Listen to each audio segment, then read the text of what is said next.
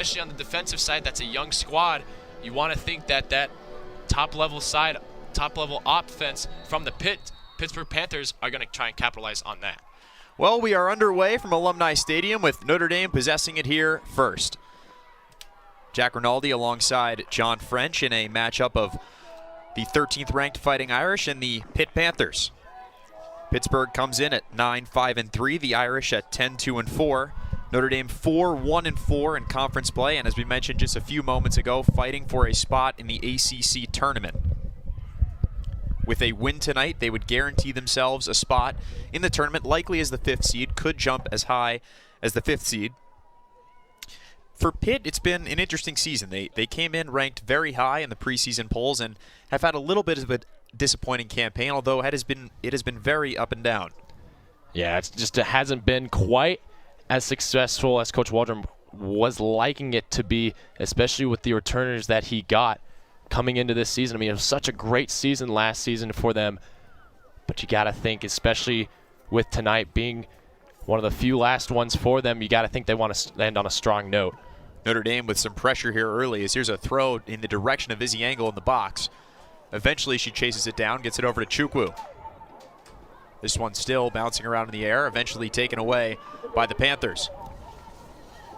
As this one is cleared out of bounds, it'll be a throw in for the Irish. That one taken by Claire Logan up towards Izzy Angle, who makes a nice move. Angle down the right side, contact, but it'll be a goal kick.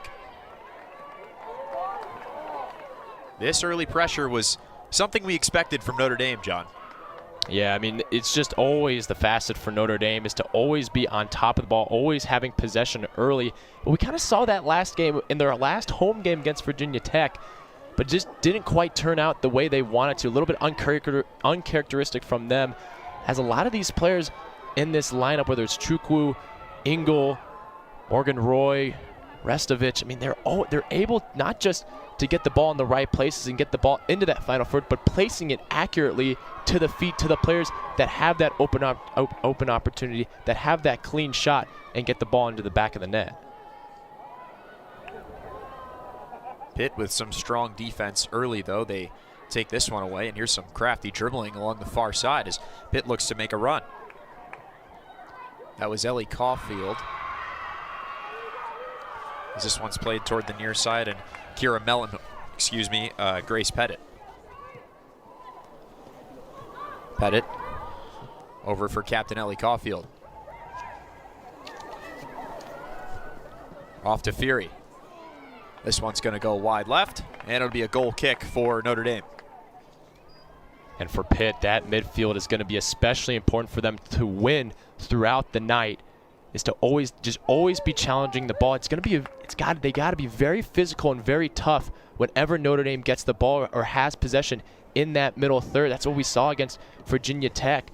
Once Virginia Tech lost the ball, they instantly got players right back on the Irish to not allow them to even get one pass off or even build out of that middle third into their final third. Well, you mentioned having success in that final third. Notre Dame, a very challenging team to do that against. Backline so talented. I mean, a lot of these young players coming in to fill in for a lot of vets that were in that line last year. Ava Catino, Winia Hudson. But it's just been pretty much clean play throughout, a little bit of shaky spots. That being said, throughout the season, but it's just been a stellar back line with Klinke, Ronan getting the start, and Claire Logan, the sophomore, returning into that lineup that got to play with the aforementioned Gattino and Hudson last year. KJ Ronan getting the start for senior night. One of two seniors honored before the game, her and Sophia Fisher. Fisher out for the rest of the season with an injury, but Ronan in there tonight. This here was an attempt at a through ball, but Notre Dame and Leah Klinke are going to track this one down. Yeah, you mentioned the loss there of Fisher. I mean, that's depth that Coach Norman loses in his lineup. That's what he kind of, throughout the past years, he really relies on those reserve players. Maybe they come in 10 minutes into the game, maybe 15, 20 minutes in, but he really relies on them to always have fresh legs, especially in that midfield and on that offensive side, to always keep up that high pressure, that pressure that you mentioned at the beginning of the game, Jack. I mean, that's another key player that Norman has to kind of adjust for. Two very different coaching philosophies here. You mentioned Nate Norman loves going with the depth. Pitt coach Randy Waldrum not afraid to play a very tight rotation. Coach Waldrum is always looking to see how much he can get out of his players in a single game. It's always, but he's gotten a lot of success throughout. I mean, a lot of players get used to how each other play, where each other are going to be positioned on the field. And not just that, but also the tendencies. Meanwhile, here's Pitt now with some good pressure. A ball into the box. Kasica, nice assertiveness to get to that one. Kasica was in an early rotation in goal, but has really seized the job in ACC play and has done a fine job recently for the Irish. Yeah, she's just so good at their timing. I mean, that's one thing about this Irish team, not just for Kasica, but also just throughout the offense and in that midfield, is the timing. The timing of their passes, always hitting each player in stride. She does a great job getting off the line and intercepting that pass. Caulfield was trying to get it over to Sarah Shapansky, but couldn't get it done, and Notre Dame will take advantage of the turnover here. Take a look at the last attempt for Pitt. Yeah, see there again, Zabioden just intercepting that pass, not allowing Notre Dame to turn upfield, just having to play back. And that little play there, just that little stab and interception of the ball, throws them off. Crafty passing from Notre Dame, and here comes Engel. Engel looking towards the middle. This ball's deflected and eventually cleared.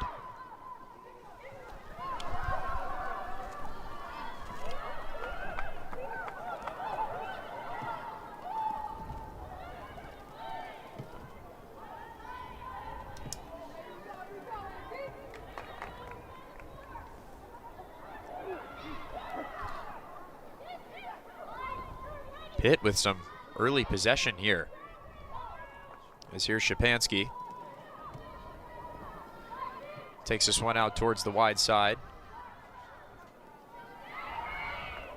Restovich got tangled up with Minas.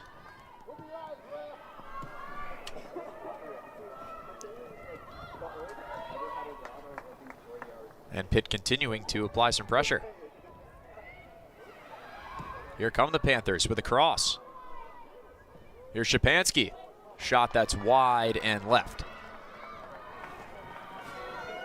Pittsburgh kind of taking it slow right now, really just taking what they're being given from this Irish backline.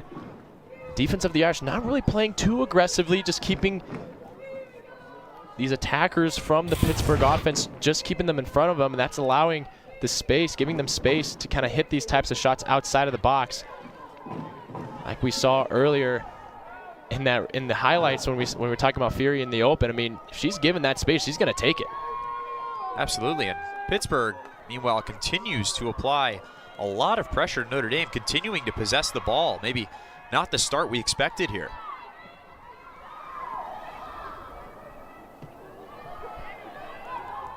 This is Fury with it, who drops it back.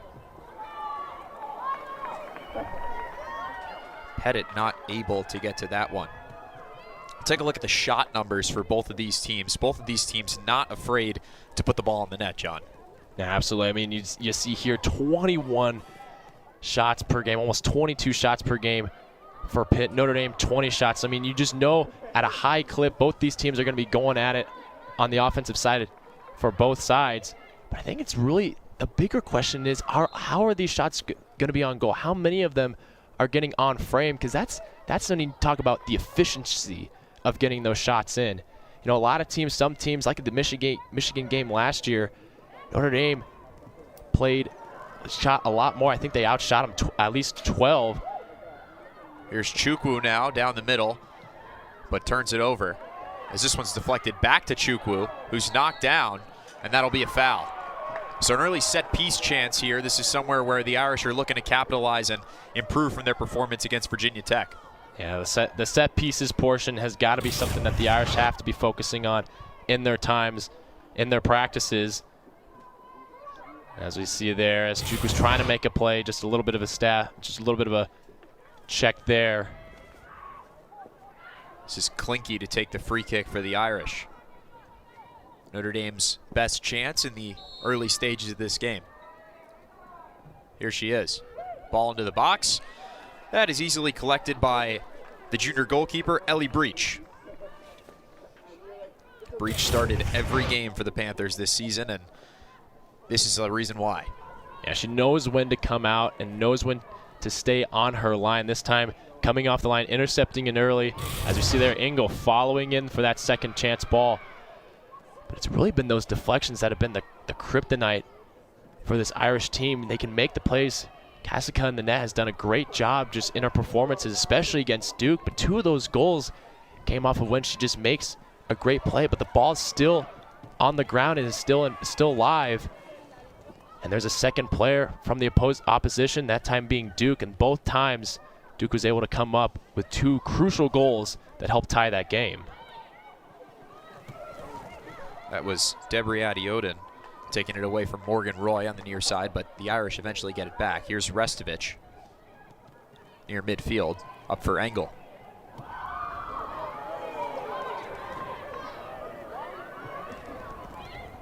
Engel gets it back. Pass is deflected. Now here's a through ball. Restovich for Chukwu. But again, good assertiveness from Ellie Breach to come out and fall on that one. Again, it all starts with Engel.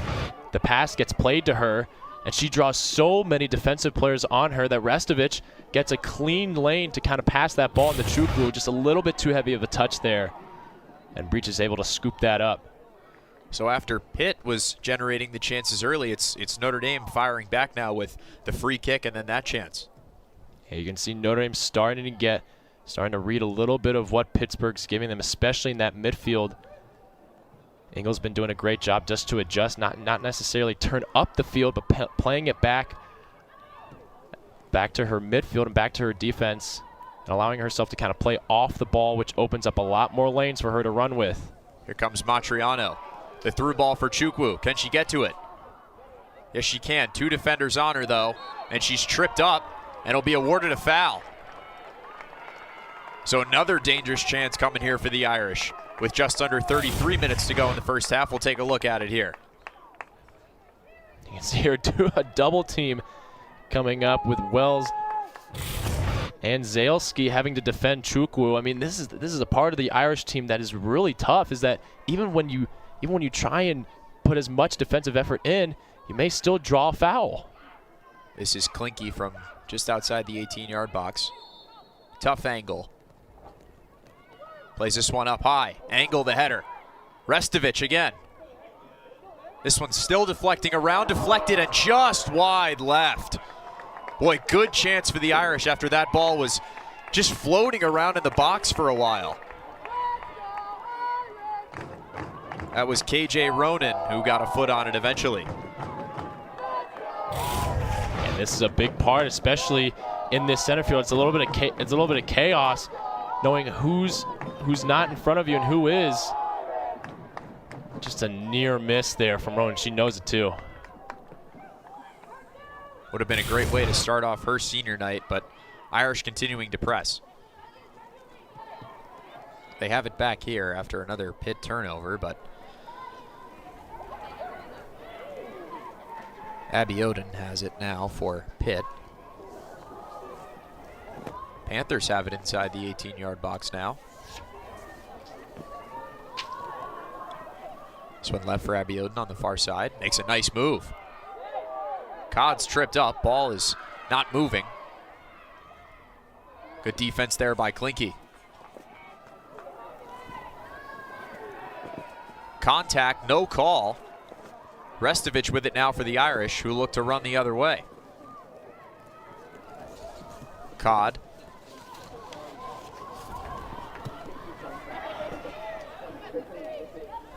Menas.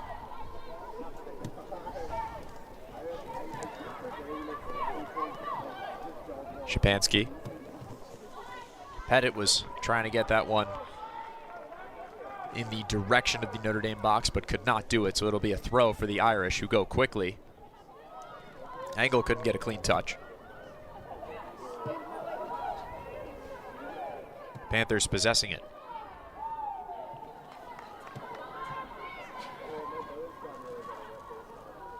This one dumped into the Irish half. Here's Caulfield. Nice move into the box. The cross. Charlie Codd's there. Morgan Roy trying to track it down. Collision after both players went for the ball, but it'll be a Pitt throw-in. That was Pettit taking that one. This one is eventually sent in the direction of Sonoma-Cassica, who collects it and allows the Irish to take a deep breath. Yeah, just a really long series there for that Pitt offense, just stringing passes, trying to continue to find an opening hole in this Irish defense. We'll see what happens here on Notre Dame's counterattack, and that's a big thing for the Irish too. A lot of their goals, especially in that middle of the season, late into the season, have been off that quick transition ball, isolating either Chukwu with a one-on-one or one-on-two, or Engel. And that type of stuff may be happening right now. Here comes Chukwu. Couldn't get to that one. But it will be a corner for the Irish.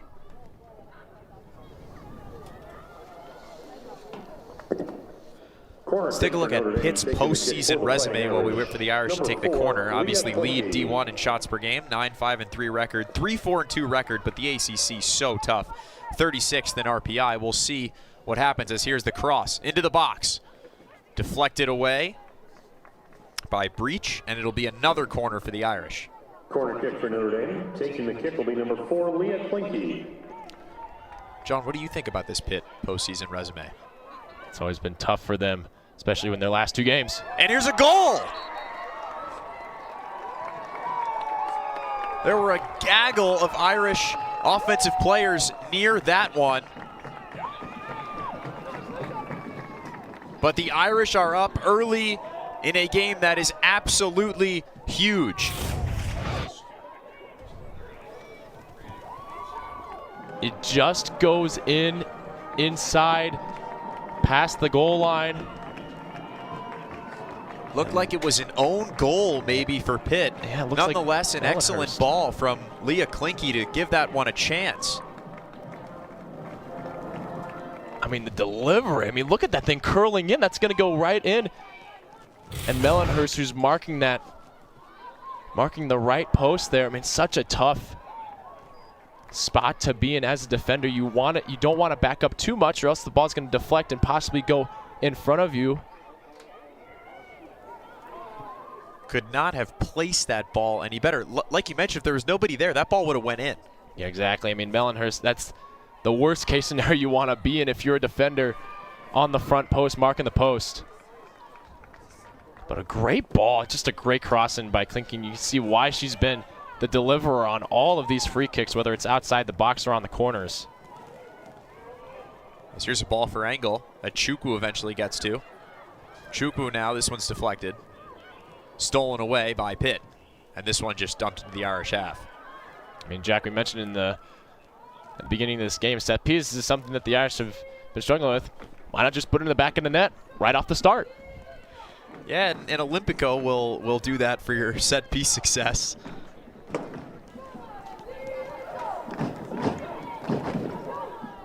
That one officially scored as an own goal. As here's Engel now. The through ball for Roy. Here's Roy in the box. For Chukwu, who couldn't get to it. Boy, it was a great chance for Notre Dame to make it 2-0 there. Some great speed by Roy on the near side, and Chukwu just missed the cross.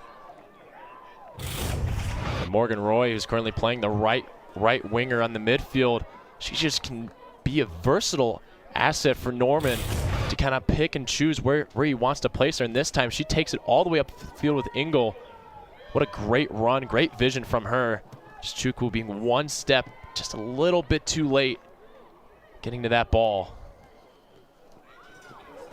Roy, one of 8 regular underclassmen starters for Notre Dame, one of the younger teams in the country, and have had a ton of success despite that. Really every coach we've talked to this season telling us that despite the fact that Notre Dame starts 8 underclassmen, they play like they're seniors.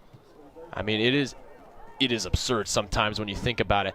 The level of synergy that they have in their first season together as a team on a roster. I mean, you got to give all the kudos to Coach Norman for not just putting this team together, but seeing the amount of success that they've been able to have.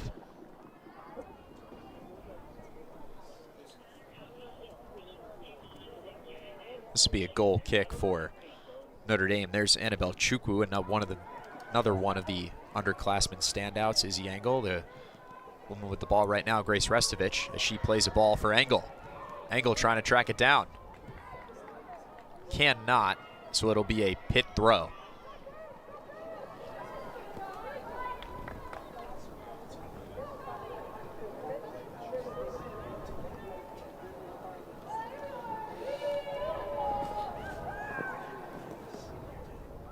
Panthers turn it over. Here's Matriano, nice move. Off for Engel, who plays this wide to Morgan Roy. Here comes Roy.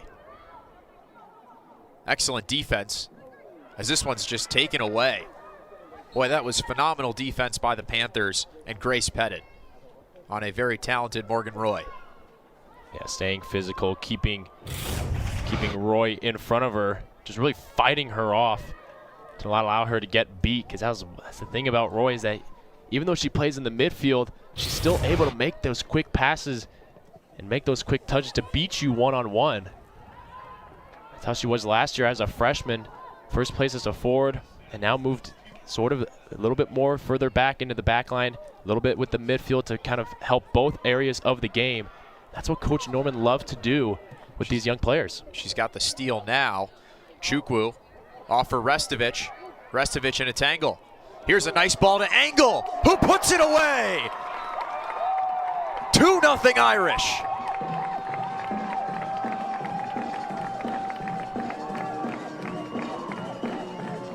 John, in a game they absolutely have to have, they've gotten off to a very fast start. Absolutely. I mean, Notre Dame, who's been known more for being a second half team, they've been just firing on all cylinders since 10 minutes into this game. And Restovich just draws all the attention. Engel just gets left unaccounted for. And just like that, Notre Dame goes up 2-0. Izzy Engel, as we mentioned earlier, had a ton of success early in the season, had 10 goals in her first 7 games, then really cooled off as the team got into ACC play, but has heated back up recently, had a brace against Duke, and now her 14th goal of the season in the 20th minute here. Yeah, and that Virginia Tech game, I mean, Virginia Tech did their absolute best to keep Engel off the score sheet. Only one shot registered for Engel in that game, whereas in the past 3 matchups against Duke, the previous game, she was averaging at least 3 to 4 shots, 3 shots on goal, 2 shots on goal. And tonight, she was going to bounce back into midway and look at that. I mean, she's just able to convert already early on. As there's a foul by the Panthers. After the goal, Irish with a substitution. Ellie Hodgson in for Morgan Roy. Hodgson's been an absolute spark plug off the bench. Yeah, Hodgson, I mean, another freshman we could highlight that has just been able to instantly gel with this lineup, especially coming in off the bench. I mean, the amount of production she's able to have with limited number of minutes, I mean, you can't keep there's not enough words that can describe how great it is. As here come the Panthers now looking to respond. This one laid off, cross is too high. That was Mellenhorst with some good speed into the box, and who played that one out wide, but the cross was just a little too high. Here's Hodgson. Flag does not come up. Hodgson with some speed out wide. Hodgson couldn't get a cross off, and it'll be a goal kick. Hodgson, in one of the more ridiculous statistics you'll ever see, is scoring a goal every 37.8 minutes she's on the pitch. Not sure that there are many stats in college soccer more impressive than that one. I mean, yeah, she's able to give a lot of production for this Irish offense. That's something that Coach Norman loves to have. It's not just about having 1 or 2 star forwards that you need to rely on for your team. It's more of a committee, having 4 to 5 players that you can kind of play around with as chess pieces. Another star forward, Izzy Engel, had her shot deflected there. Claire Logan will take the throw for Notre Dame. Drops it off to Matriano, who turns the corner and finds Engel out wide. Angle a high cross. But Breach does a nice job to come out and snag that one. Pitt immediately follows it up with a turnover, though. It's Leah Klinke. Plays this off for Charlie Codd. Chukwu has it taken away.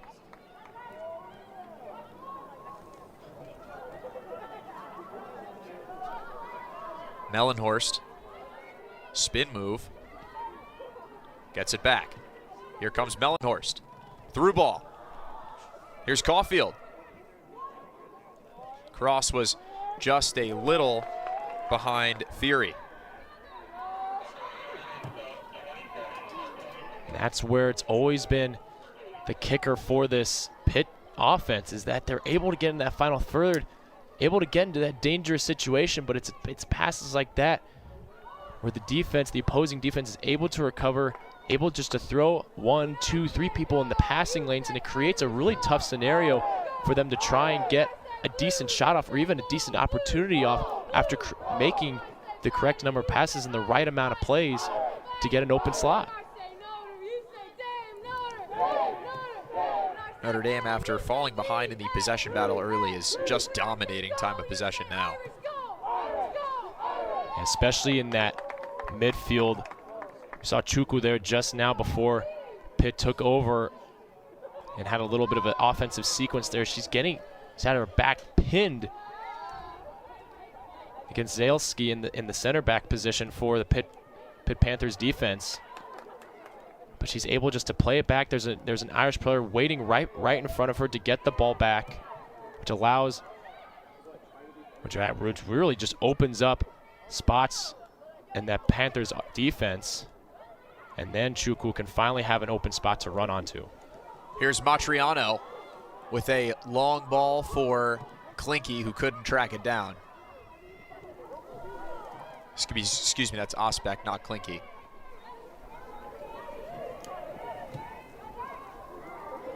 Restovich a foot too slow in getting to that one, and the Panthers with some life here. Pettit.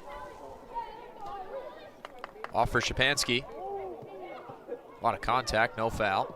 Szczepanski shot outside the box. Oh my goodness! Sarah Szczepanski from way outside. Incredible goal.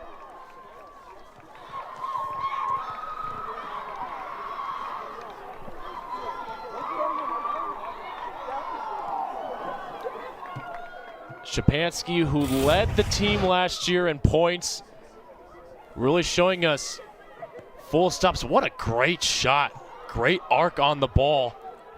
Going all the way into that top right corner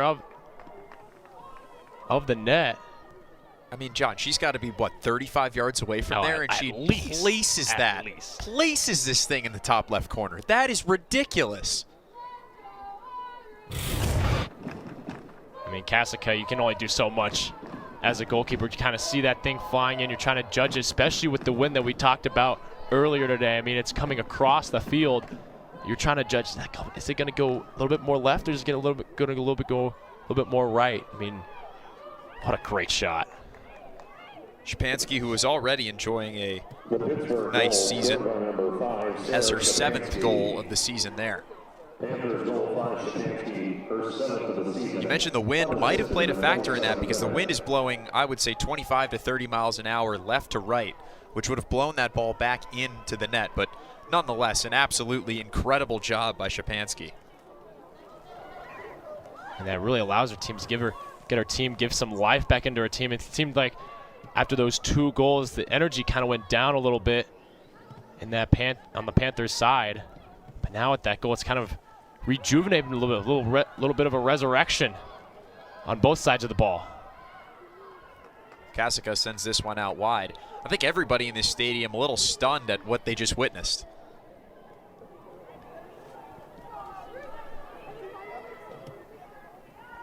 Now you see a little bit of life being pumped into every step now for this Pitt offense. You see a little bit of high pressure, but controlling it, controlling that midfield once again. You see Szczepanski and Caulfield.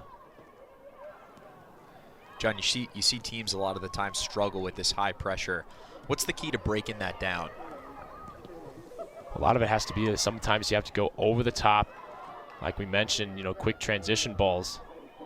Like we said, once you lose the ball, you got to be very quick in transition to get back on defense.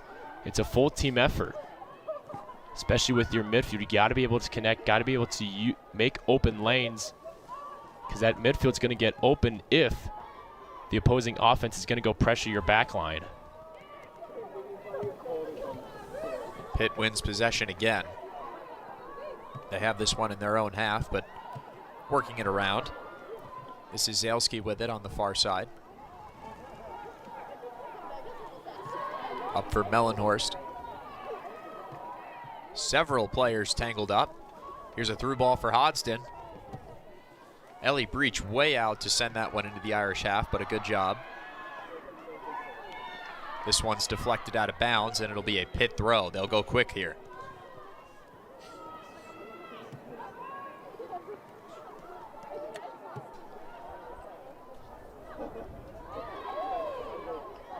Big collision, no foul. Lily Joseph now trying to go wide, but some excellent defense by the Panthers. Joseph still fighting contact, and that time a foul as Joseph got knocked down by Fury. Yeah, ref was really letting a lot of things play, but that time that hip check there is not going to get called for. Yeah, I think you can play through a lot. That one, I'm not so sure. Yeah, not that one. Joseph will take the free kick for the Irish. This one from a good distance away from the box, but we've seen crazier things today. This one just falls out of bounds, and it'll be a goal kick for Pitt.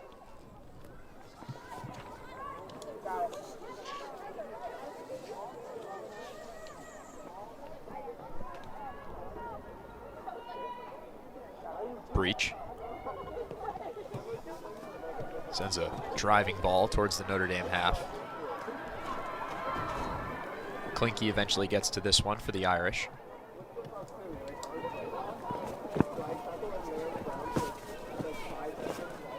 Here's Claire Logan for Matriano.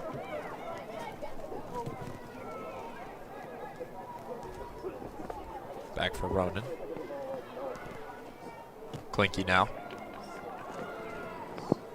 Irish just working this one around the back line right now.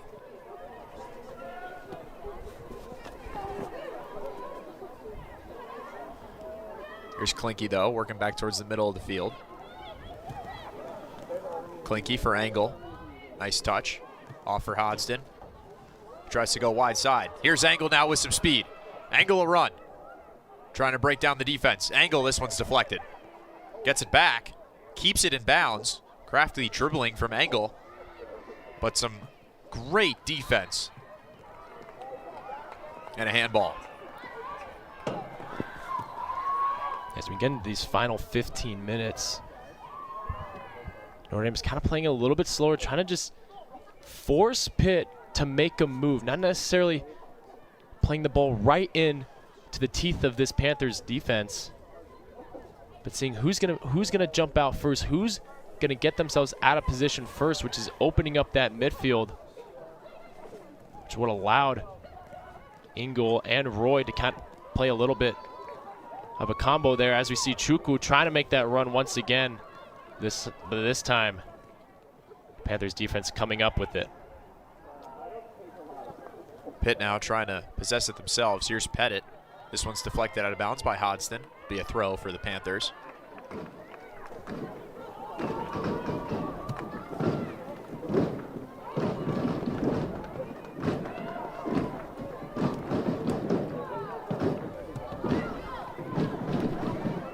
Logan. This one somehow stays in bounds. Ronan eventually gets to it for the Irish. Plays it back for Kasica.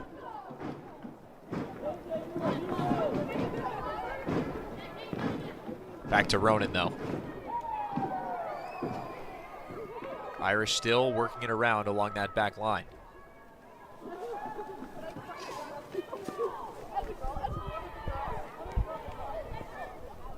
Matriano.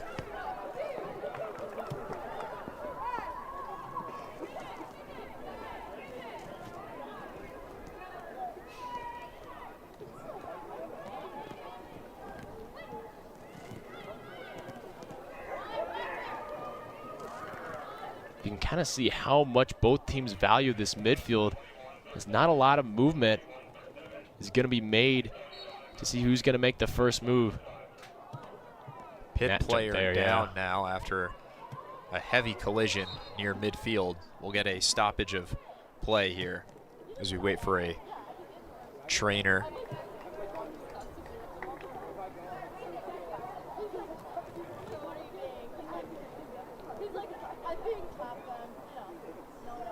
That's Olivia Lee, the sophomore defender out of Scarsdale, New York. She's going up against Hodston there. I mean, you got to be able to be physical and challenge those balls right in the center of the field. Because those are the balls that are going to make or break possessions and get your offense or defense on the right foot. Lee up under her own power. Good to see that. And will stay in the game for the Panthers. So some tough playing by Olivia Lee getting up after that collision. This is Zalski. Long ball towards the Irish box, but deflected in the direction of Matriano. Here come the Irish. Matriano. Pass was behind Joseph and intercepted. Abiode.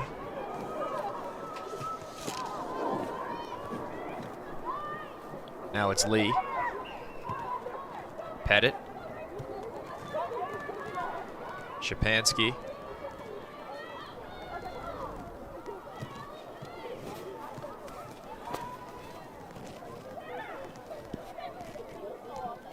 Shapansky, this one down towards the 18-yard box.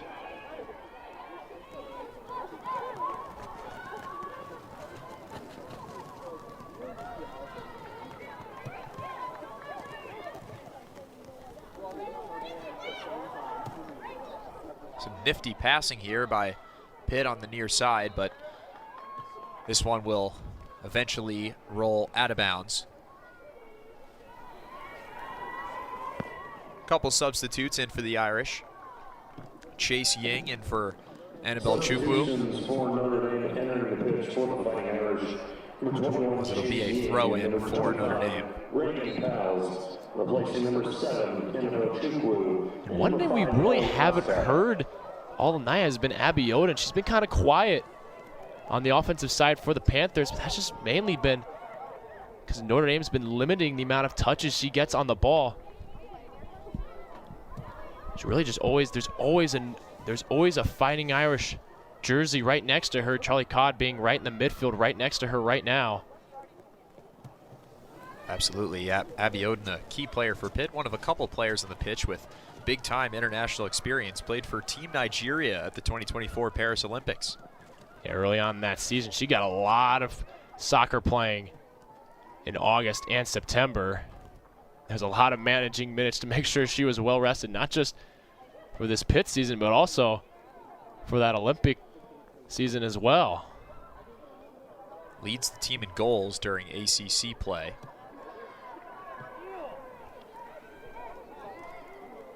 Scored against Clemson and recorded a brace against Syracuse. Pitt continuing the pressure. Here's a ball. This one picked up by Kasica. So despite a goal for Pitt, Notre Dame has minimized the chances they've been able to generate. Yeah, there hasn't really been a lot of looks that this Panther offense that has been so well known. We highlighted at the beginning, at the start of this match, is the amount of shots they can get. But really, there hasn't really been any or as many chances as I think this Panthers team really wants to have in an average ACC matchup.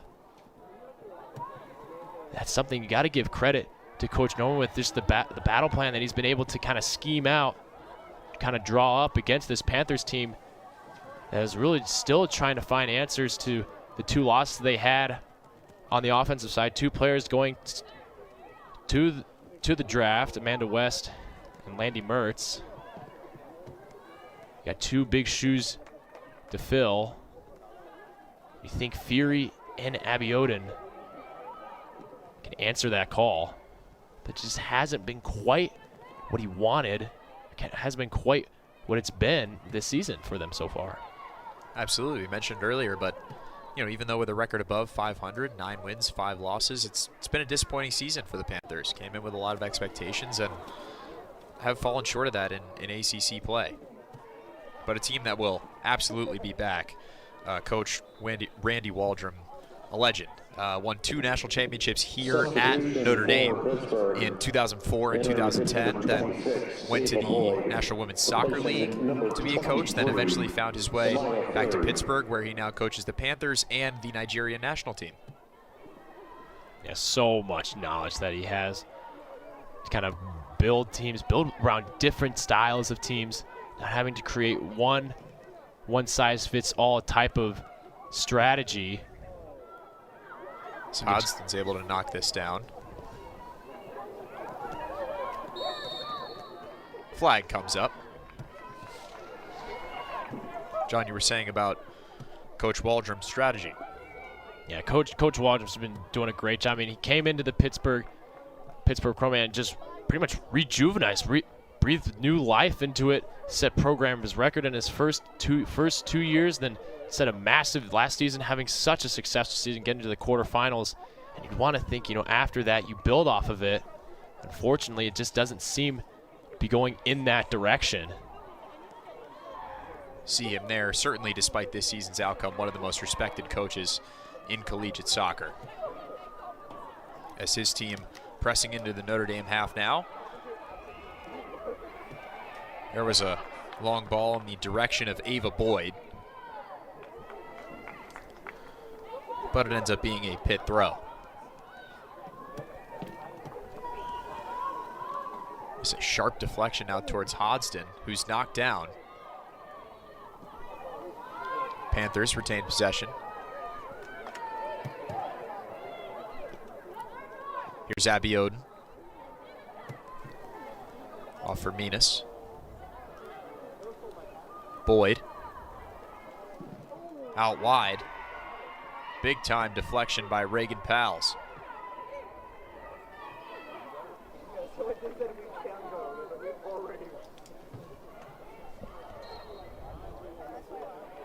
Flag comes up. That time for a foul.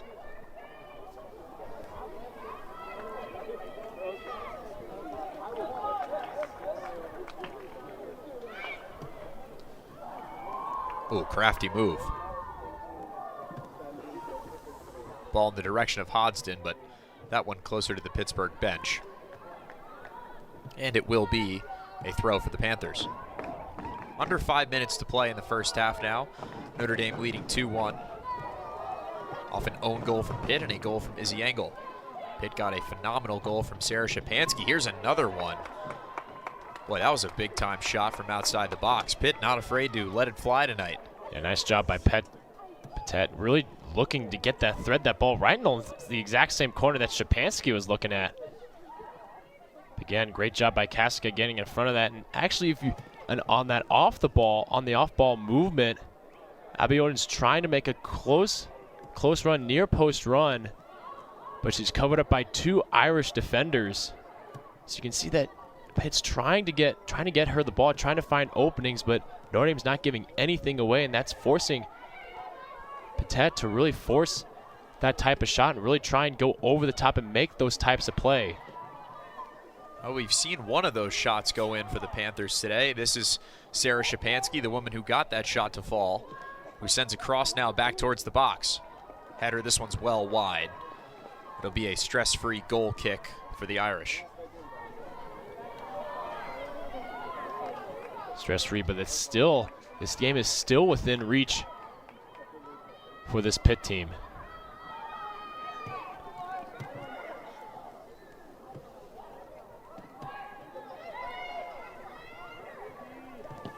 Angle up for Hodgston. Hodgston trying to control it, cannot. Falls down, no foul. Here comes Wells.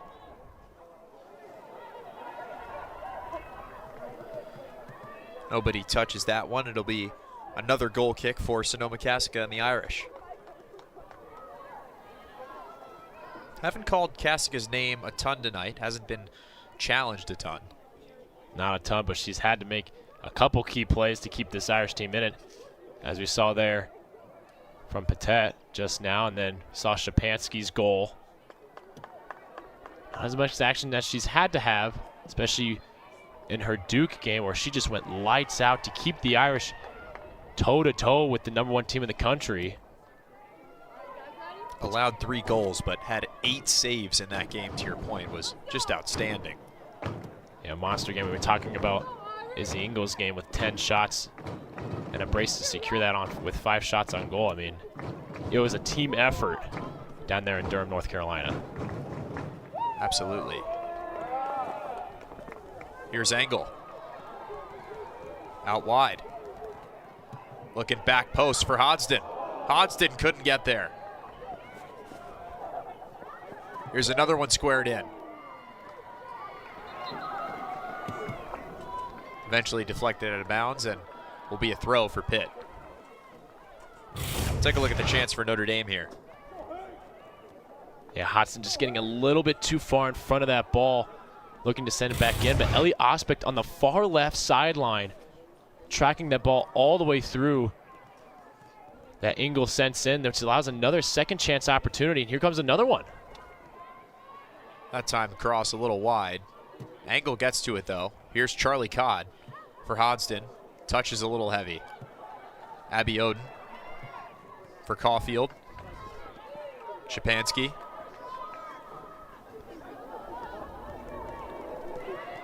Here's Pettit. Will be a Panther throw. 1 minute remaining in the first half. 1 minute remaining now in the first half. Nice pass there to find Pettit. Shapansky looking around. Can't find anything.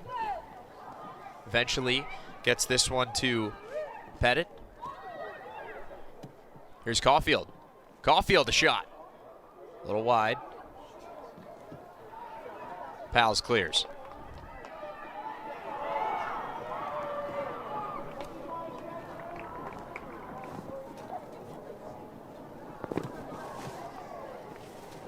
Notre Dame just about to take this throw with about 15 seconds on the clock here in the first half.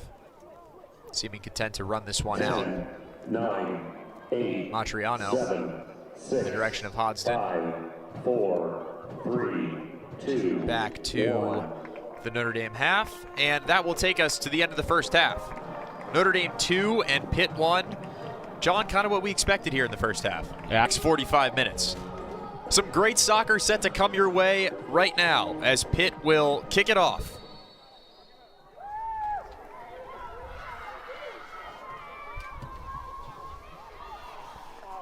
That was Ellie Caulfield who started it off for the Panthers. Now Deborah Abioden will take the throw in. She scratched that. She'll pass it off to Grace Pettit.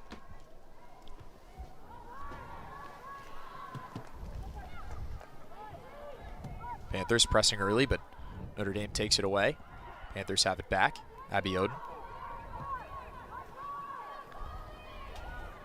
One of the things for this Pittsburgh team, they're 0-3-0 when trailing at the half. But you got to think, especially for this Pittsburgh team, it doesn't have much left to play for. They got to think, especially mentally, that doesn't really matter anymore. It's all about the last 45 minutes we get together. Let's see how much we can improve and see how much we can do with each other in this last moments together. Fury is fouled in the box. This will be a penalty kick for Pitt. We'll see if we take a look at this one, but there was definitely contact, and Fury did end up on the ground, resulting in a Notre Dame penalty, or in a Pitt penalty kick. We'll take a look at it here. See Osbeck there fighting with Fury. That foul does occur right inside the lines there of the goal box. No VAR. Taking the penalty will be Ellie Caulfield to tie the game for the Panthers. Here she is from the spot. Buries it right up the middle, and the game is tied. Ellie Caulfield, the senior midfielder, ties this game just under a minute into the second half. We'll take a look at the whole sequence here, starting with the foul. This is a small blunder for the Irish, just making a simple defensive mistake. And that's another opening, another foothold for this Pitts team to kind of get themselves grounded and get themselves back into this game. First it was Szczepanski's long ball outside the box. Now it's the PK that has been the equalizer. Here comes Pitt again, still with the foot on the gas pedal. Crafty move, this one's deflected. A lot of contact with Fury in the box. This time, no foul. Big collision here. This will be a foul against Pitt. Physical game today, John. For the most part, they've really let them play. I mean, that's how you really want to take advantage of the ref kind of giving a little bit more on the challenging physical side. And that's what's really going to help Pitt regain possession, especially what we saw just there. It's going to commit a little bit more fouls, as we saw, but that could really help swing possession in your favor. Just keep challenging no matter what. Swarm midfielders to get the ball right back in your possession. Klinke with it now for Notre Dame. Out towards Osbeck. Osbeck, oh, nice move. Osbeck in towards the box. Tries to get it to Chukwu, it's deflected. Osbeck, deflected again. Boy, great defense right on the doorstep there from the Panthers. Fury tries to turn the corner. It'll be a throw for Notre Dame. That was a great chance for the Irish.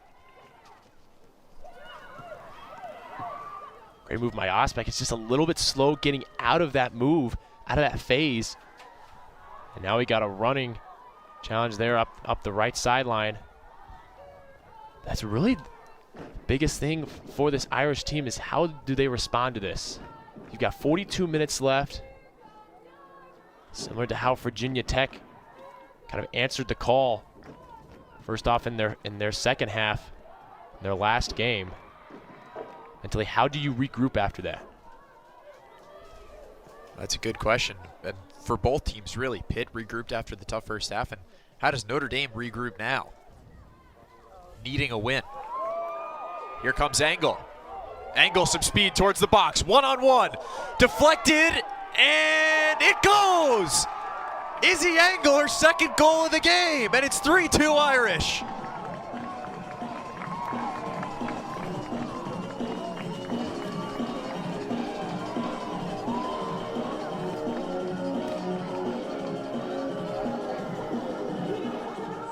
We haven't talked about it a lot, but that quick transition ball, once possession gets quickly regained, is how do you quickly counterattack and get yourself ready? Ingle this time ready for everything. That over-the-top ball, just taking a really strong strike there to get it through Breach's hand. She's doing her best to stop that ball, but unfortunately just trickles in. Here's Angle again. This time couldn't collect it. Breach did a phenomenal job, as you said, to deflect that, and that ball just hung for what seemed like minutes on the doorstep of the goal there. As here comes Angle with a through ball for Chukwu. But Breach is able to fall on this. And Breach there intercepting the ball from that was going to be laid off for Chukwu this time. You got to think that she wants to stop those passes, as we just saw for Ingle. It seemed like Breach there in Ingle's pass, she wanted to go up and try and intercept it, but she was too far out inside the box to try and make a play there, leaving her in no man's land. But she did her best to salvage the situation. Unfortunately, couldn't come up with the goods.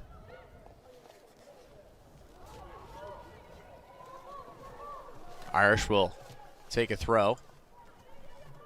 It's Klinke. Up towards Osbeck. Taken away by Minas. Here's Mellenhorst for Fury. Fury. Two defenders on her.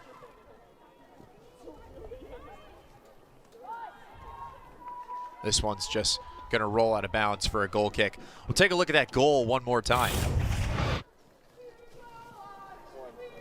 And just a great way for Engel to battle off the Pittsburgh defense, getting it just over Breach's head. I mean, that's a tough ball to really especially do on the run, in full stride, getting it just over the goalkeeper. And even off her left foot. Her left foot has been such a dangerous weapon for her, both inside and outside the box. Engel now with her second brace in the last 3 games after that goal.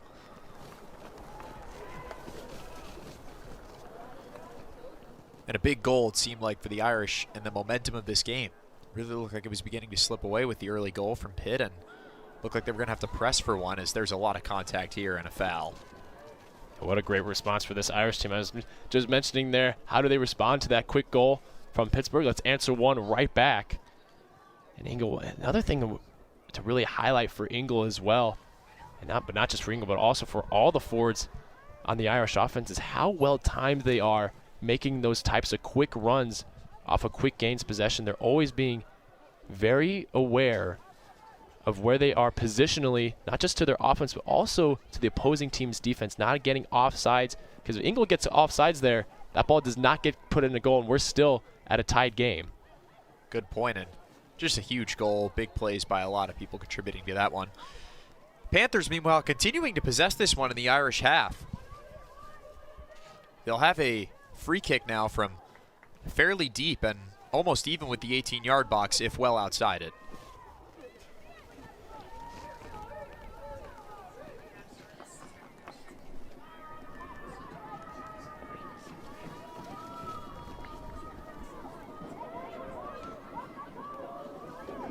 So here they come. Just under 38 minutes to play in this second half. Referee Michael Laverne trying to get the Irish set up here.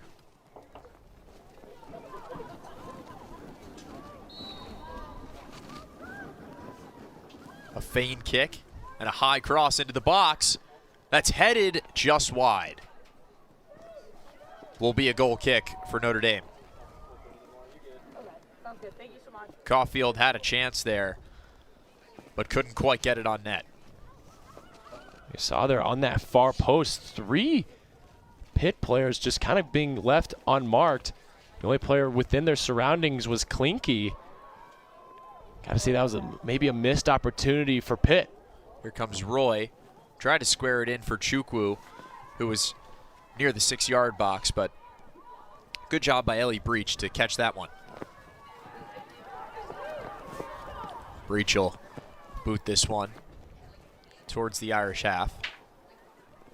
Pitt has it and running here. Looking for Fury. Klinke clears this back toward the Pitt bench. It'll be a throw.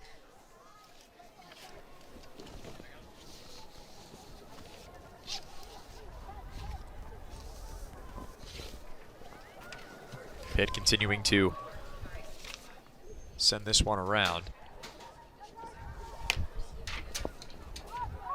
Restovich up for Engel. Here's Codd. Now a long ball for Chukwu. Chukwu and a crowd of Pitt defenders couldn't get to it.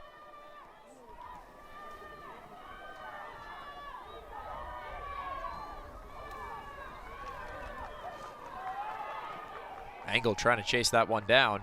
Forces a errant pass, which Restovich gets to. Now the Panthers have it. Oh, spin move from Mellenhorst. Here come the Panthers. Abiodun for Fury.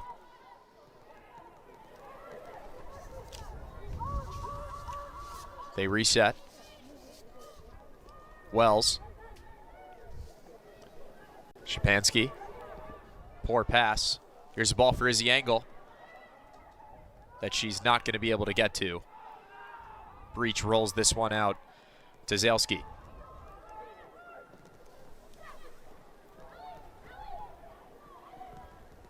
Caulfield for Mellenhorst. Abiodun almost got to that one.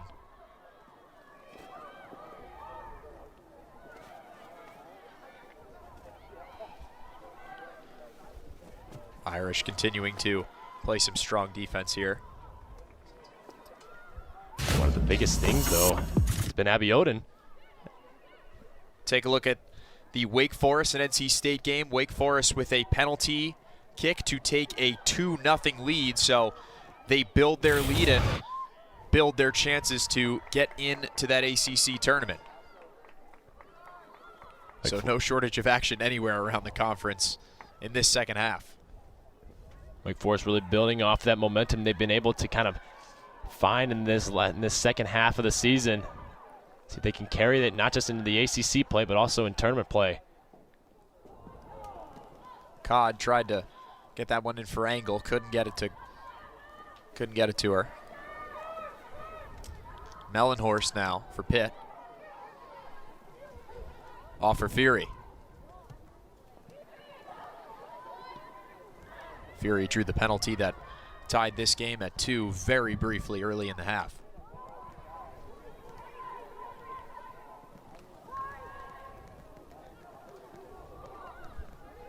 Mellenhorst in between 2 defenders. Gets this one back to Wells.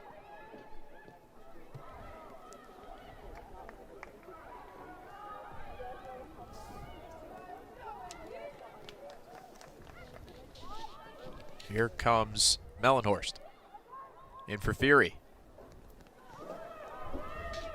Menas now. High cross. Headed away. Restovich is eventually on it. Chukwu takes the pass, and the Irish will look to counter.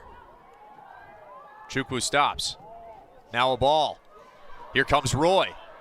Roy out wide. In for Angle. Angle in front of the goal. Deflected away. Angle not happy with that one. Knew she had a chance. But some clutch defending from Katie Zalski to deflect that one out of bounds. Would have been a huge goal for the Irish. We'll take a look at it here. I mean, what a beautiful series of passes. The first one coming from Chukwu all the way to Morgan Roy. Roy getting a nice first touch just to keep the ball going, hitting it in stride, and hitting Ingle right in pace. Just unfortunate. It's not enough, not wide enough to get around Zalski. They get a corner out of it anyway. That's eventually hit out of bounds and will turn into a throw. Klinke will take it for the Irish.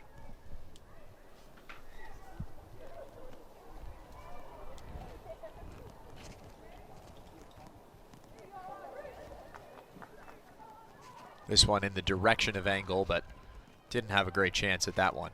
Here's Osbeck. Somewhere in between Chukwu and Angle on the pass there. Pitt eventually able to collect it. That was Fury. Now this one for Abiodun. Pitt looking to counter now. Here's Caulfield. Caulfield to cross. Some great defense by the Irish to eventually clear this one. That's the biggest thing for this Irish team, is that they played it a little bit slow in their first half, kind of played the ball in their middle, and able to get quickly up the field with Ingle. How about that move from Angle as she's trying to work her way towards the pit box, but is met by 2 defenders. Here comes Osbeck now after a poor pass from Pitt. Codd for Restovich. Stop and go. Osbeck out wide. Osbeck. The cross. Nobody home.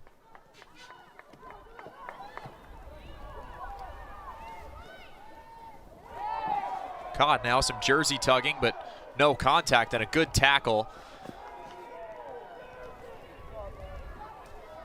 That'll be a throw for Pitt.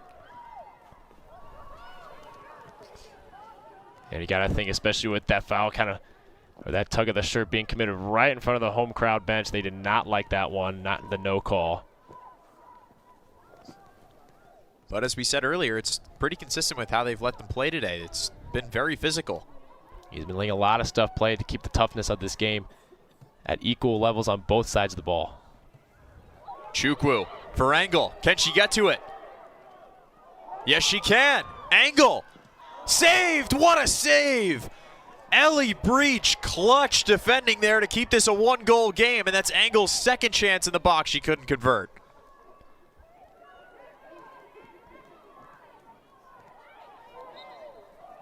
Engel's trying to put the nail in the coffin for this game with that, but with that save, Breach just does a great job just holding her ground.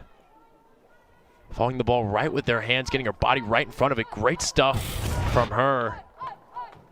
You can't ask more for your goal from your goalkeeper to keep your team in it against the number 13 team in the country. But big time pressure from the Irish despite not being able to convert on the chances. They still possess it here with Ronan. Trying to find Engel. A header for Chukwu, who couldn't quite get to that one. That was Zalski again, whose name we've been calling a lot on the defensive end tonight.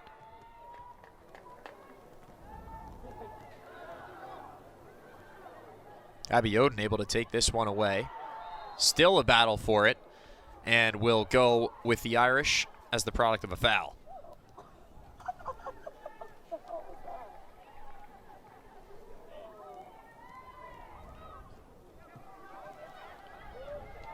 Here is Ronan. Well, here's a nice ball that's headed away. Cod. This one just ping-ponging around the Irish half. Pitt eventually ends up with it. Fury. Here's a cross for Fury, taken away by Klinke.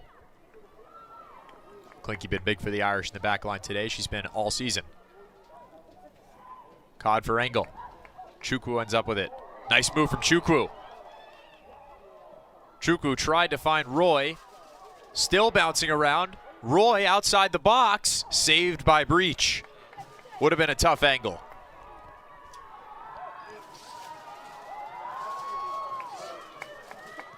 And again, it's another quick transition ball. That was like a 3v4 with Roy, Engel, and Chukwu trying to find a nice combination of plays that could get them a good opportunity, but right there, just like you said, Jack, it's just a tough angle to work with. Here's Engel now for Restovich. Restovich, right-footed bender, couldn't get it on goal.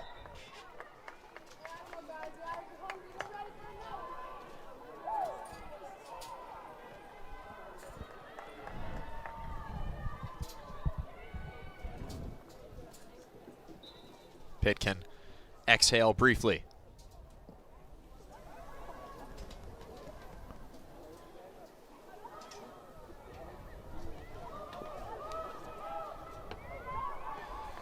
They keep it on this end now as Fury goes quick on the throw-in. This one into the box. But the flag comes up for offsides. So Pitt a little over-aggressive there.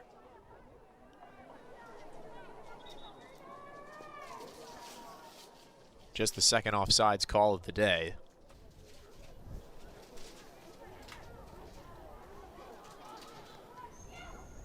In what was a promising possession for the Panthers.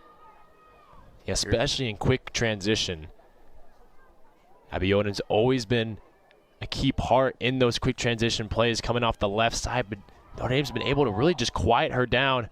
And that handball there just off the shoulder gives Notre Dame free possession after that goal kick. They'll go quick here for Restovich. Out to Osbeck. Osbeck, Restovich. Contact and a foul. Be another free possession for the Irish.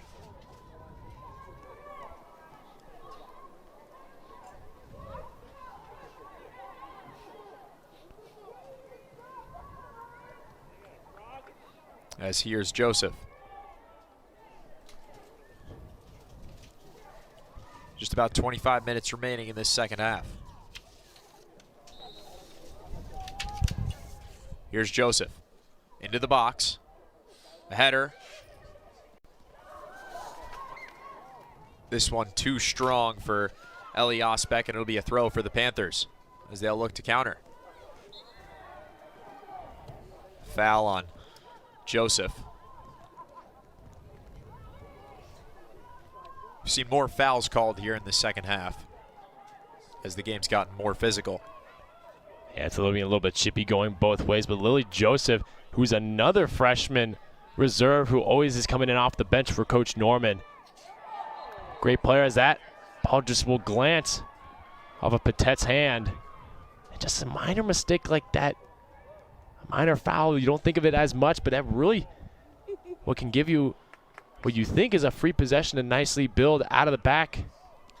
Again, it's just been hard for Pittsburgh in this past 5 minutes, 6 minutes to kind of just establish clear possession on their own offensive third. It's been a lot of this pressure from Notre Dame despite the close score. They've been really, really good in the possession battle. This one's played high into the box. Restovich trying to get there. Makes a little bit of contact with Breach. And Pitt will look to run the other way with the Irish out of position. Here comes Caulfield. Up for Fury. Klinke with good speed though, and this one just rolls out of bounds.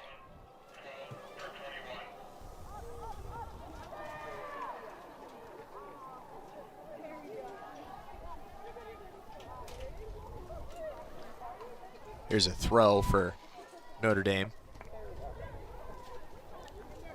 Klinke will take this one. Plays it for Joseph. Joseph now back towards the middle.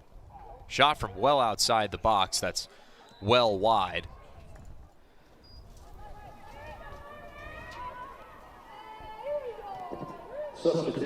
That's one thing we kind of know about both these teams, that they're not afraid to take shots, to take opportunities to shoot. As you mentioned earlier, almost 22 shots per game for Pittsburgh, 20 shots for this Notre Dame Irish team.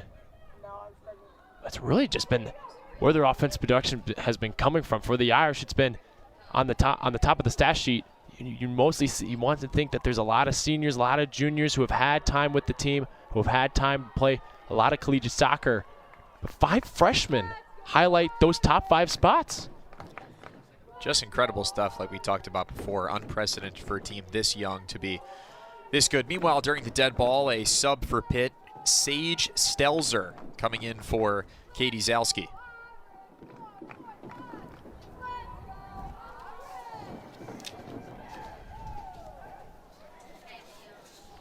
This one will stay with the Irish via throw-in.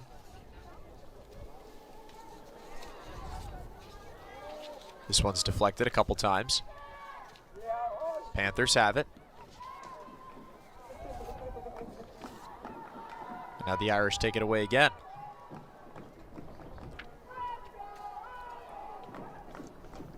Here is Joseph.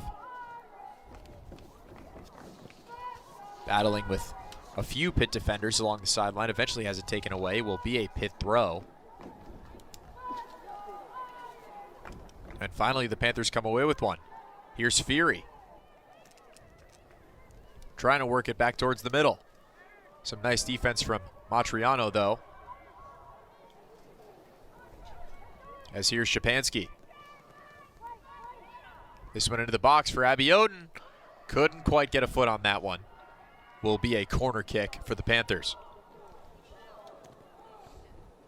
Yeah, late into this game, Abiodun's got to start taking initiative to really start to be a dangerous presence for this Pittsburgh team. She hasn't really been able to be as effective as I think she or even the team wants her to be in.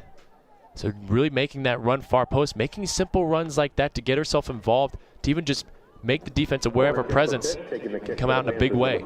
Here's the corner now. It's a good ball, a good header. This one's wide. Szczepanski gathers it back. This one's well wide, and it'll be a throw for the Irish.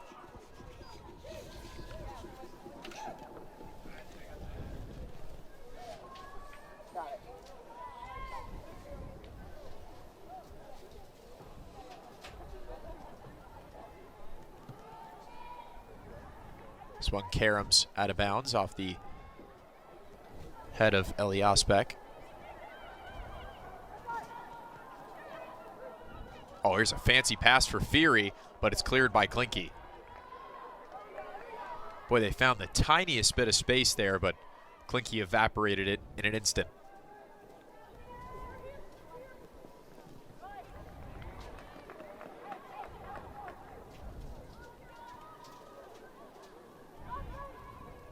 Irish take this away.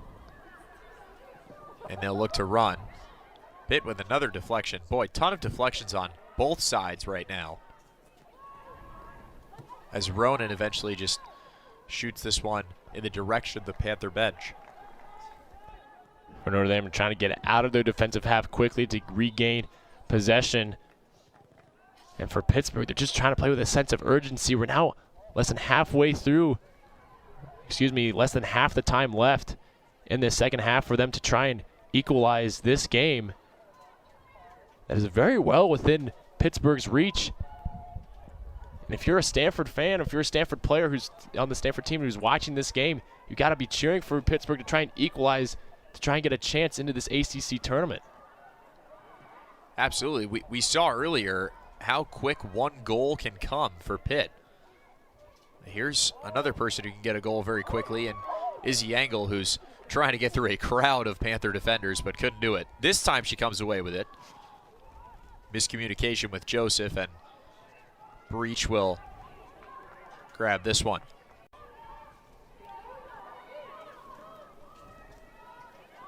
Breach sending her team further downfield and sending a ball in their direction that Restovich gets ahead on, but Pitt comes away with. Restovich takes it away. Roy, Joseph. Chance for the Irish. Roy out wide with some pace. In for Engel, but Breach is there.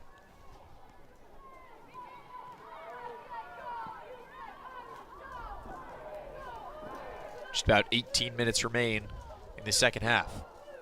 Notre Dame trying to hang on to a one-goal lead. Pitt trying to find some better chances to equalize, as this one's down for Szczepanski. Szczepanski outside the 18.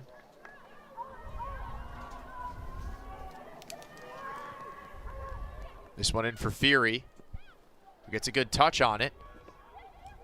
Fury in a crowd, drops it off. Here's a shot that's high. That was another chance for Szczepanski, who had the goal earlier.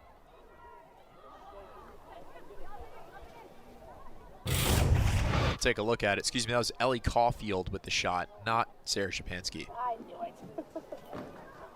Yeah, Caulfield is playing up top now for Pittsburgh. She's been all over the field for Pittsburgh this season. She originally started out as a center back, but Coach Waldrum needed her to kind of fill in when they had some injuries early on in the season, but now she's kind of been playing all over, playing midfield. Now she's up top at the number 9 position for this Pittsburgh team. I mean, to have a player who's that versatile and can just move around and can understand not just where they need to play and what their job needs to be, but also going up against opposing teams, knowing what their jobs are and kind of countering how they play. That's such an intelligent player to have to kind of move around and use. Here's a foul against Izzy Engel, and Pitt will have a dangerous free kick. Like you mentioned, though, John, both these teams with a ton of very versatile players. We'll see Pitt here and 2 of those players as they'll attempt to equalize with the free kick.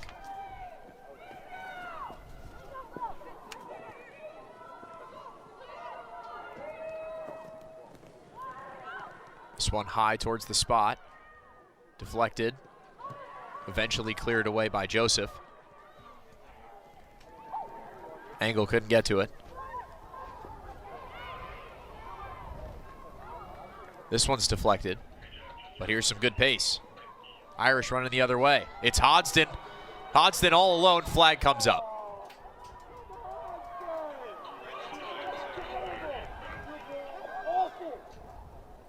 Fans not happy with the flag coming up there, but Pitt will have it. Here's Minas. Up in the direction of Fury. Kasica comes out and picks it up.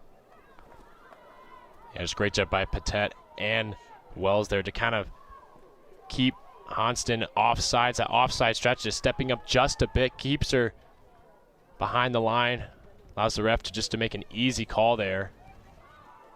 But if they do not do that, Honston gets right in behind the line. That's a quick another transition ball, as we saw earlier from Engel, where the ball is just sitting in Notre Dame's half for at least a minute. Defense gets into a little lull. And then the quick ball over the top. Pittsburgh's defense just not being aware, and that's a quick, easy goal for the Irish to capitalize on. Great stuff from both players to be aware of that. Here's some good passing for the Panthers now to work it in the Irish half. That continues here with a good one from Fury. Caulfield back for Fury. Caulfield working back towards the middle. Here's a ball towards the spot. Cleared away by Engel. Joseph knocks it down. Hodgson with a shove and a foul. So it'll be another free kick from a relatively dangerous place for the Panthers. Szczepanski back by the ball in the place where she scored her goal earlier today as we take a look at the foul. Definitely a lot of contact there. Yeah, I feel like if you're Coach Norman, you don't want those types of plays to happen. You know, you have to be physical. Yes, be physical, be tough, stand tough. But don't make decisions like that. That's going to force something free and allow Pittsburgh to get in. Here's Szczepanski. Driving cross that's headed, but eventually picked up by Kasica.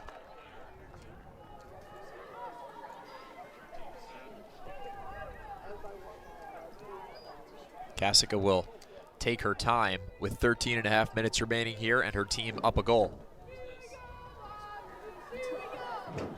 Joseph trying to track this one down. Not able to, but will be an Irish throw. We'll get a stoppage here.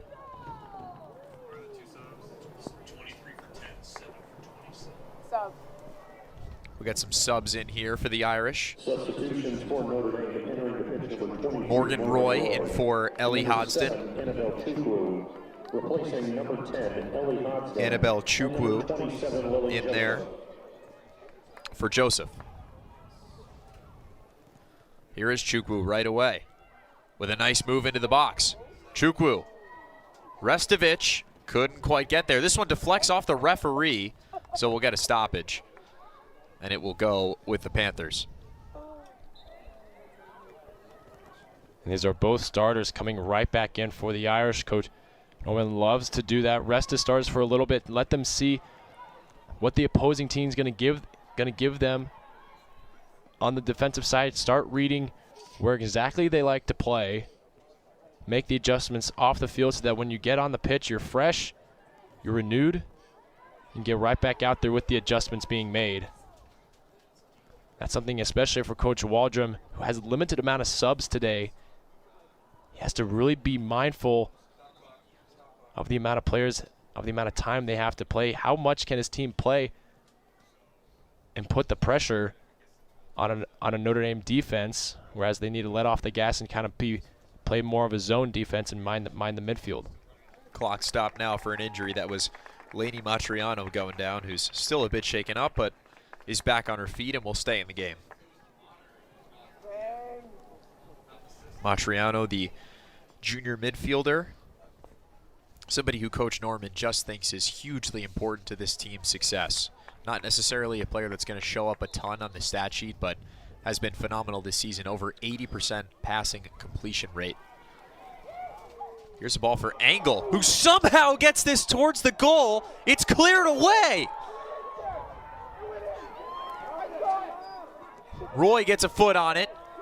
Restovich now. Pitt still in danger. Chukwu falls in the box. No call, and it's cleared. We'll take this one to VAR for a look at it.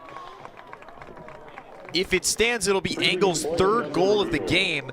As it stands now, though, an incredible defensive play by the Panthers to clear that one out of the net. And Notre Dame fans are furiously demanding a VAR review, and they are going to get it. As what a brilliant touch by Engel. I mean, what a play to have. Great touch there. Does it go in? Ooh, it might have just dropped in right over the line. That was Pettit with the remarkable defensive recovery. That's going to be close. Looks like from that angle that it might have crossed the line. Again, has to be completely conclusive to overturn the goal. Engel, a remarkable effort to even get that ball on net. I mean, yeah, just the awkward position she has to be in going up against Breach. I mean, those two have been battling all game long. I think the biggest thing is where Pitt makes contact with the ball as she kicks it out, because that's going to be a really definitive key of where the ball is position-wise relative to the goal line. Take another look at it. Reminder that the ball has to be entirely over the line for it to be a goal. That's a tough, tough call. See, her whole body's right across that goal line, which makes me wonder how much of the ball is in past that line. Let's see, take a look here. This is another good look at it. We'll slow it down for you here. It's so close. It looks like, though, based on where she makes contact and where her body is, that ball would have to be over the line. But again, has to be completely conclusive video evidence to overturn it. A really great stuff coming in from our replay room right now. I mean, like you said there, Jack, if the call was initially a goal, we probably would keep it as a goal. There's always that definitive evidence. So we'll see. This is Michael Laverne, the referee, at the replay table trying to make the call. I would not want to make this call if I were him. This is so difficult, and neither team's going to be happy with the result here. Angle does not seem phased.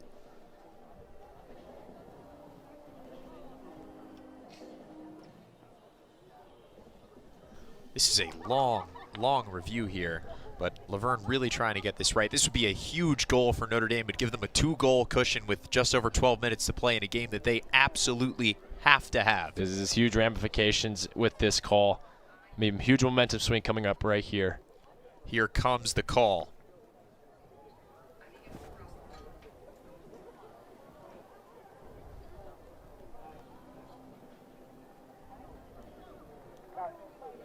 Laverne talking to Notre Dame coach Nate Norman.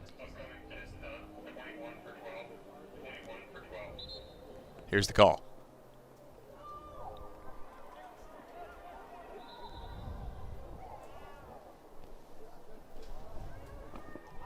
Will be no goal. So a wild turn of events for Notre Dame there, as it looked like they were going to go up 4-2, but a phenomenal defensive play by fifth-year defender Grace Pettit to take that one off the doorstep and keep Pitt in this game with 12 minutes to go.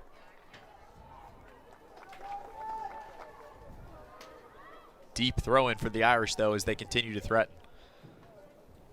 I mean, it's probably the right one that the ref has to make there. As much as Notre Dame fans may want it to be in, or Pittsburgh fans want to say it's out, you got to go with the call that was stuck on the field. The sidelines ref didn't see it completely cross the line. Stick with it. Let the game play on. This will be a throw for Notre Dame, about even with the box.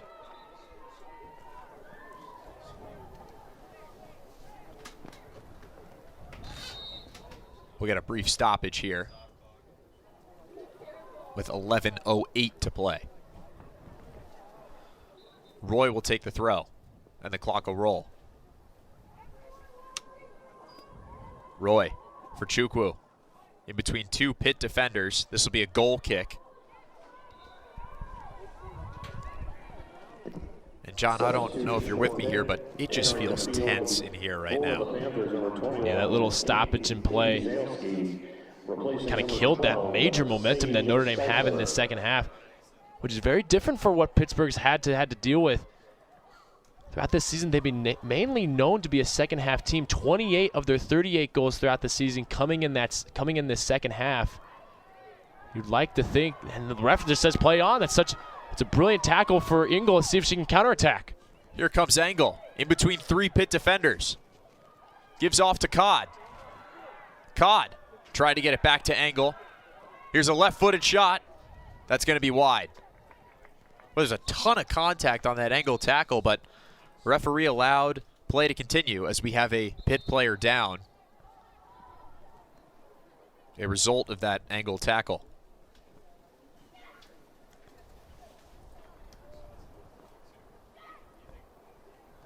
Looks like one of the captains, Chloe Menas, the fifth-year midfielder, kind of shaken up on the play after that angle tackle. Referee holding off the trainer for now.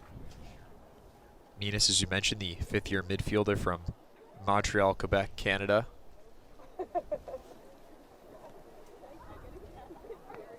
Trying to get up here.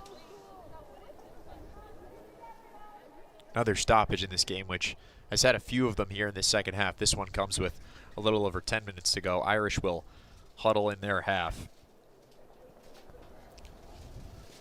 Take a look at the match summary for this game thus far, which has had a ton of action.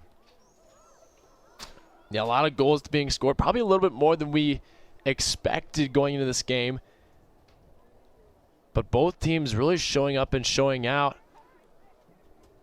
As we see the first two goals from Notre Dame getting scored right away midway through the first half. Szczepanski answering, firing right back outside the box, and then one goal apiece in that second half. But really, it could be anyone's game at this point as we take a look, get into these final 10 minutes of this matchup. Some stoppages play has kind of swayed the momentum, kind of calmed the energy a little bit here on both sides of the ball. And for Pitt, this is a really big moment right now for this team. Can they kind of regroup, see if they can get one last or a couple good pushes in on the offensive side to get some really good looks and get a clean shot on goal against this Irish defense that is kind of had a couple missteps throughout the game. We saw that PK earlier in this in the first part of this second half. Menas still down here. Play is continuing to be stopped. Angle we mentioned with 2 goals in the match summary just moments ago was about as close to a hat trick as you could possibly get without netting one. That was her third great chance of this second half. The middle one, which was stifled by an excellent save from Ellie Breach, and then that one, which was stopped by a phenomenal defensive play from fifth-year defender Grace Pettit, who just took it off the line. Replay review followed, and the call stood. As we see Menas getting up here, coming off the pitch for the Panthers.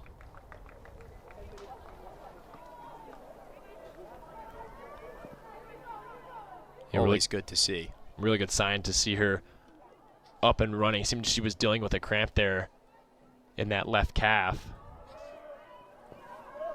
But it's always good to see, especially just getting up and being able to run off on your own, not needing any assistance. Absolutely. Sophomore forward Sophia Doney will replace her from Westmont, Montreal, Canada. Suffered a season-ending injury in 2023, but has come back recently, playing in each of the team's last 4 games, had her season high in minutes against FSU with 25. Immediately a foul against Pitt, and this one will go with Notre Dame. Notre Dame now content to let these seconds come off the clock with under 10 minutes to play. Klinke. Through ball for Osbeck, couldn't get it to her. Restovich, good defense. Klinke heads it back towards Osbeck. Matriano for Engel. Engel with some room. In the corner now, tough spot.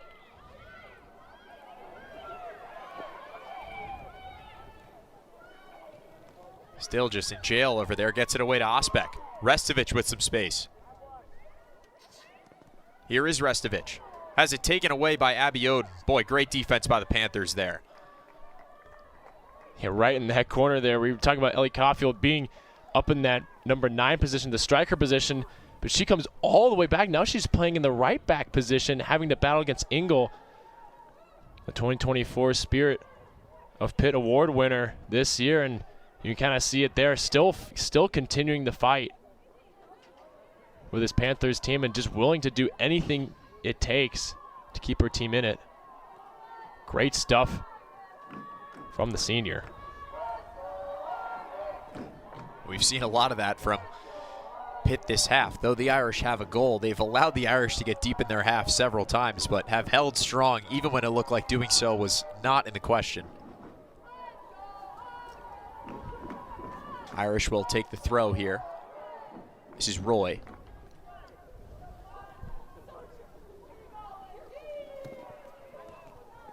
For Chukwu. Chukwu double teamed. Gets it back for Roy. Fires a high cross for Engel, who somehow gets a foot on it, but has it taken away. Here's a shot from outside the box. Breach is there.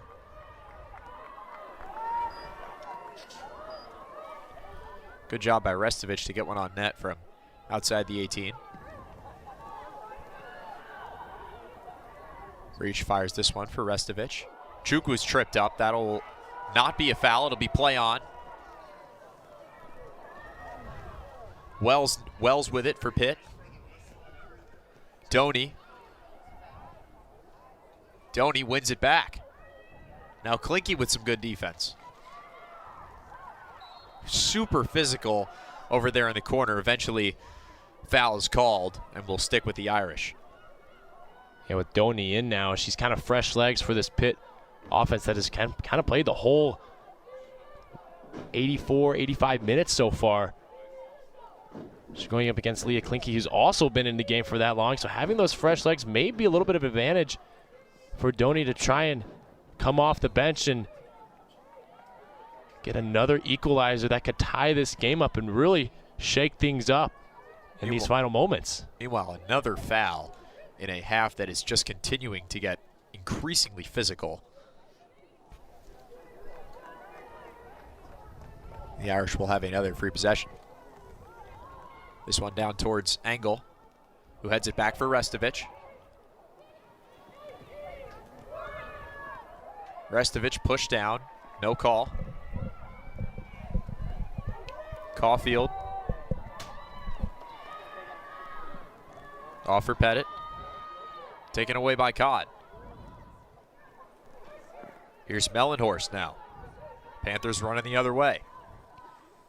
Mellenhorst for Doney. Wells, can she get to it? Osbeck there first.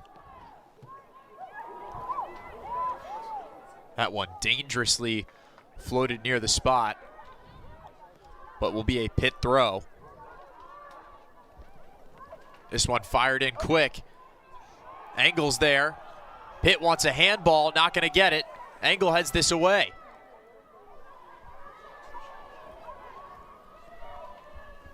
Zalski.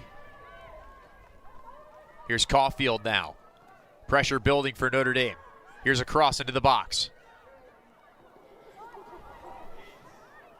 Abiode. Cross into the box. Kasika's there. 5 minutes to play. Take a look at this ball in the box. Pitt wanted a handball on.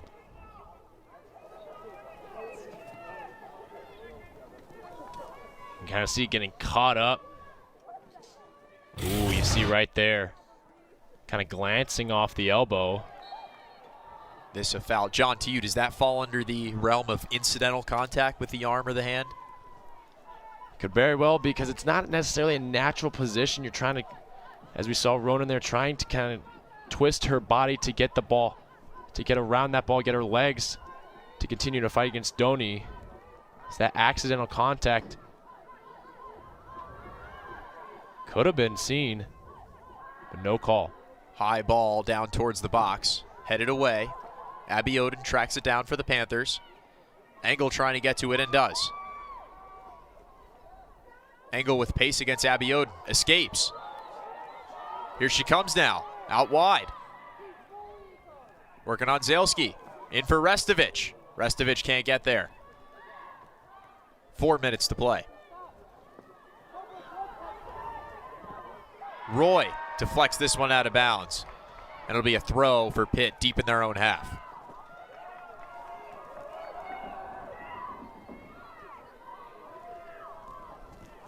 Pitt finding a offensive gear they haven't had for much of the game in these last couple minutes. But now here comes Notre Dame. Breach picks this up. Clock will stop. Angle is down.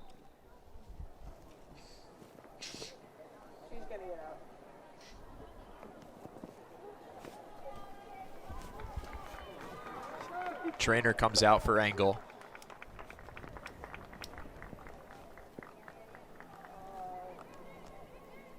Who limps off toward her bench. Ellie Hodgson will replace her. If this is the end of the night for Izzy Angle, it was a pretty incredible one. 2 goals, almost a third, has given the Irish 2/3 of their scoring output, and if they do end up winning this game, will be a huge reason that they do. For now, though, Notre Dame will have to hold on for the next 3 minutes and 20 seconds. As here's Hodgson trying to get to this. Flag comes up. Pitt trying to go quick. See Coach Norman, he's trying to signal to all his players, keep every single Pitt player in front of you. Do not let anyone sneak in behind you. As here's one down towards the box. This one just cleared away. Can Pitt capture that chance in these last 2 minutes and 50 seconds?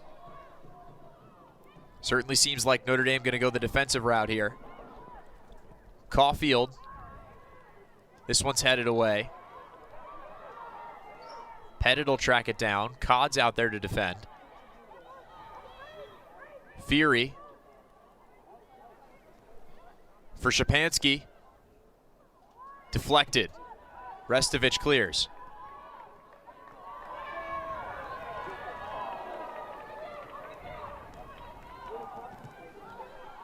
Here's Caulfield on the near side.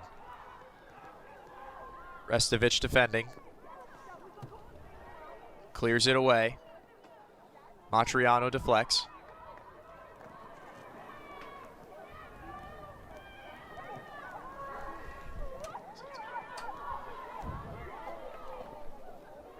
Wells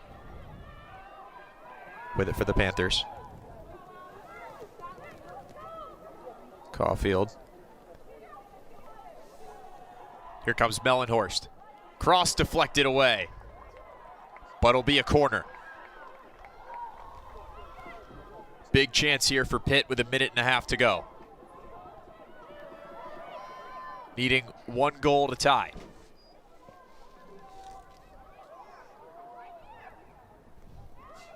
Clock continuing to tick.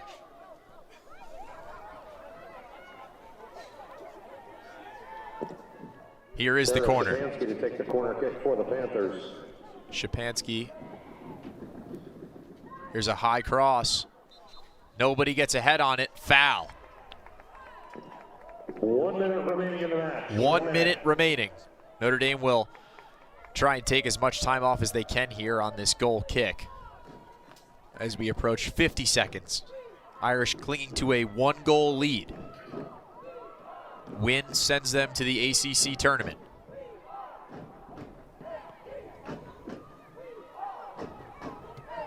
Ball deep into the Pitt half. Cleared back near the Irish half, but it'll be a throw. Claire Logan will take this one. Under 30 seconds to play now. Clock will stop. Irish trying to bleed every second they can off the clock right now. Here's the throw for Chukwu. Headed out of bounds. It'll be another throw for Notre Dame. 15 seconds to play. This one dropping at the Pitt half. 10, 9, Under 10 to play. 7, 6. Chukwu's over there with Hodgson. Hodgson with it. Clock is going to run out, and Notre Dame will go to the ACC tournament in dramatic fashion. What a win for the Irish. 3-2 over Pitt.